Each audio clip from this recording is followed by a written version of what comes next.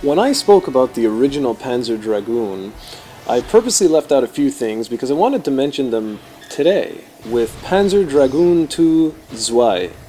Zwei is actually a German word for the number 2, which I get asked all the time whenever the sequel to Panzer Dragoon is brought up for some reason.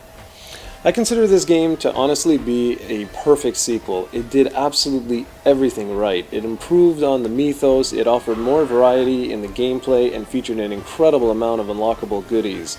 On top of all of that, it even tied into Panzer Dragoon Saga, which I'll get into in a little bit. This is the real deal, and if you own a Saturn, you should own this game. So let's start off with the story. Like the original Panzer Dragoon, the universe shown here is just awesome. Zwei is actually a prequel to the original Panzer Dragoon. The story starts off thousands of years after the fall of human civilization as we know it. We basically destroyed ourselves thanks to bioengineered weapons and genetically altered creatures of our own creation. This is pretty well what we were told in the original. Now humans live in small towns and very primitive civilizations that use small creatures called kulias for aiding in manual labor. Mutant kulias started appearing out of the blue with this weird light emitting from their throats. It was considered a bad omen, and as such they were killed on sight. All but one. A young man named Lundi kept the last remaining mutant and raised him. He loved that the little creature had wings, and he dreamt of one day going on a wild adventure together. He named the mutant Lagi, or Lagi, depending on how you pronounce it. One day, several years later, when the mutant was basically a tiny dragon, their town was destroyed by a huge white ship, which he thought to be an Imperial battleship. So that one day, his dream there of going on an adventure begins immediately. Now, as players play through the 6 unique episodes before taking on the final boss, the story only gets more intricate and interesting as the original, and I love how it's all intertwined with the original. You just gotta really pay attention to your surroundings and also to the story that's being told.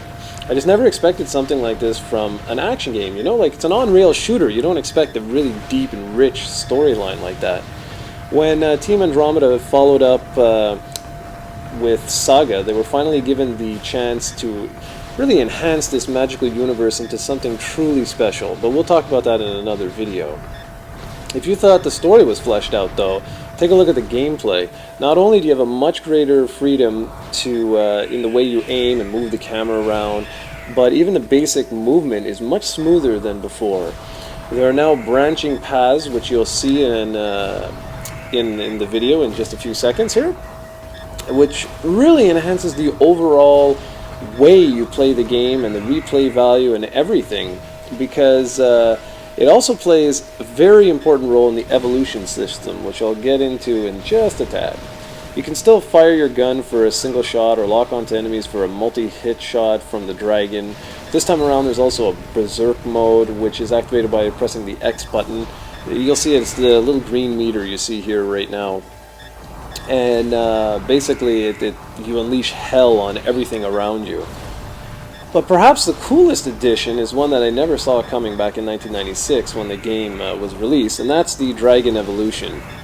During each level, the player is rated on 3 different areas: clearing level, which route you took, and technical points.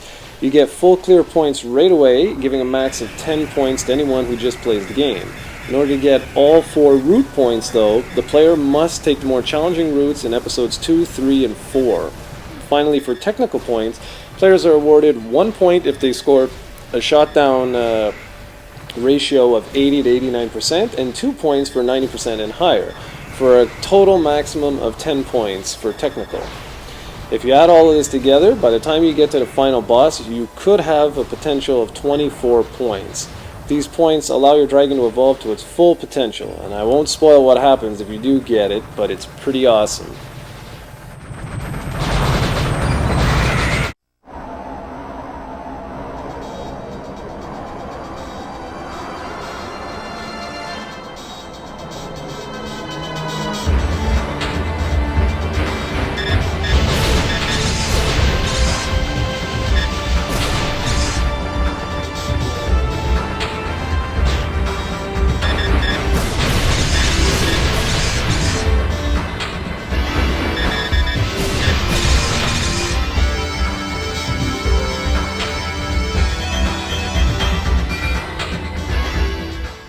So here's the branching paths I was talking about. You'll notice that further in the distance here, if you look on the left hand side, you'll see that there's a mountain that splits left and right.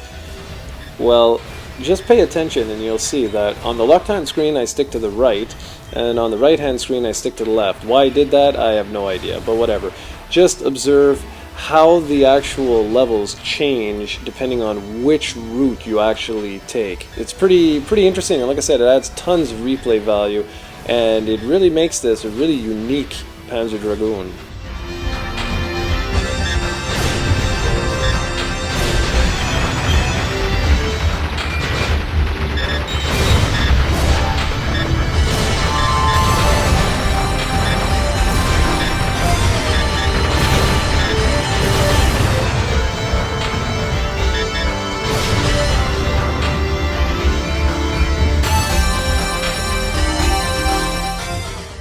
Notice how on the left hand side there just aren't as many enemies, and it appears to be much easier.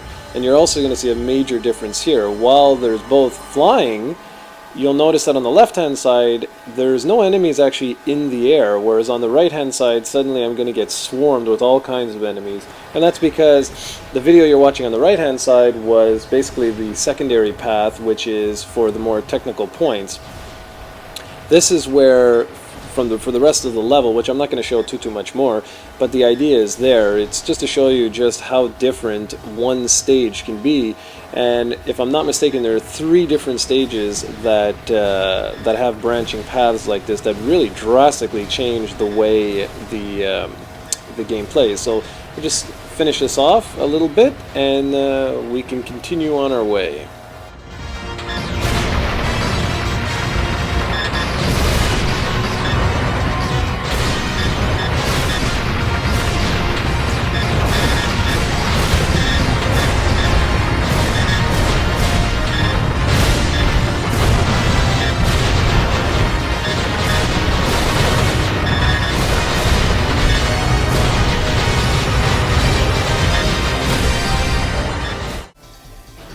Unlike the first Panzer Dragoon, this one doesn't feel quite like an arcade game. In the original, you selected between easy, normal, and hard difficulty settings and were given a certain amount of credits to continue your game.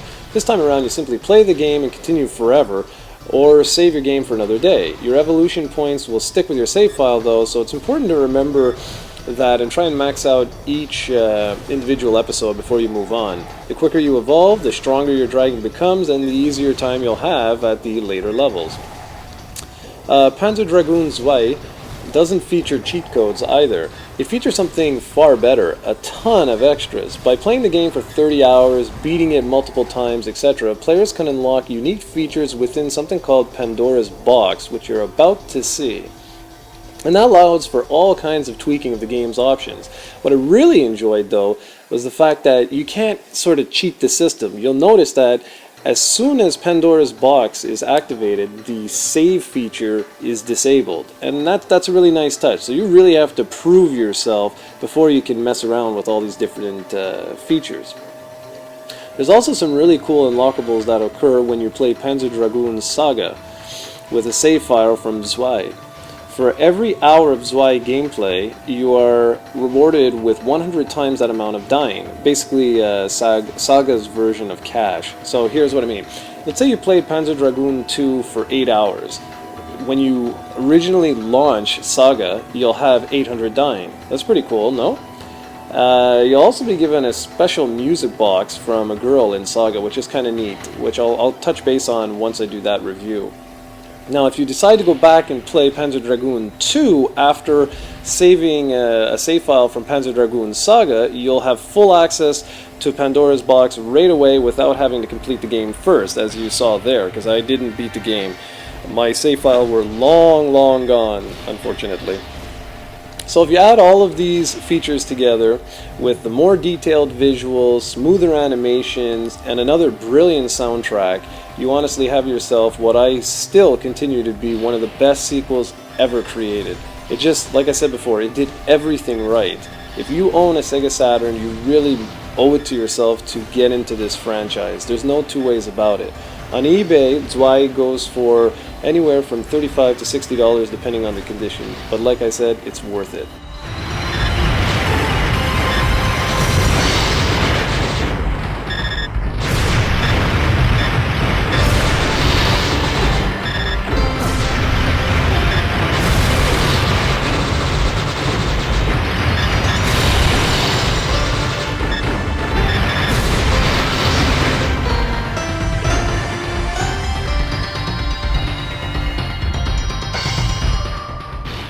So I think you all know which game I'm going to be covering next. It remains one of the best RPGs ever released on the Sega Saturn, and some say one of the best RPGs ever made, period. Now, I just want to give you a little heads up. It is going to take me probably a week or more to get the footage I require for this game because it is a very deep and long RPG. So in the meantime, I suggest you go out and pick up the Panzer Dragoon series. Honestly, it's one of the absolute best 3D series on the Saturn. I mean, the Saturn was known, as we've mentioned many times already, for its incredible 2D library of shoot-'em-ups and fighters, but if you're looking for a 3D showpiece, there's Nights into Dreams and there is this series. I cannot recommend this enough. I know I have strong nostalgia for it, but it's still, the gameplay holds up so well. While recording this, I was spending hours playing the game, just getting back into it because I was having so much fun. So as always, thank you very much for watching, and I will be back very soon with another, actually a surprising review before I go back into Panzer Dragoon Saga.